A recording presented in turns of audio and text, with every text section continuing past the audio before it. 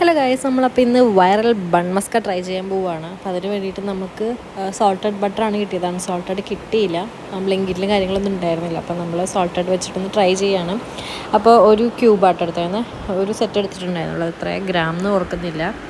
അപ്പോൾ അത് നമ്മുടെ വിസ്ക് വെച്ചിട്ട് നല്ലോണം മിക്സ് ചെയ്തെടുക്കുന്നുണ്ട്.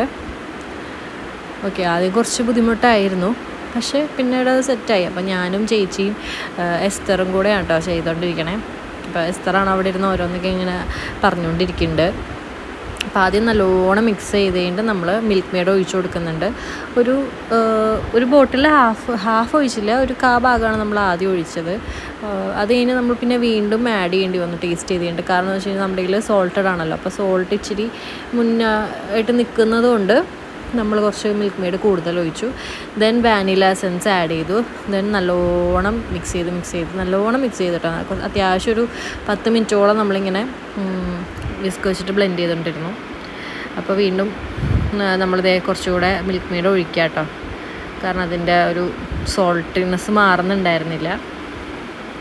ഒരു ബോട്ടിലിൻ്റെ ഒരു ഹാഫ് അങ്ങനെ അത്ര നമ്മൾ യൂസ് ചെയ്തിട്ടുള്ളൂ. ബാക്കി നമ്മൾ ചായ ഉണ്ടാക്കാൻ എടുത്തു. അപ്പോൾ ചായയുടെ വീഡിയോ നമ്മൾ എടുത്തില്ല.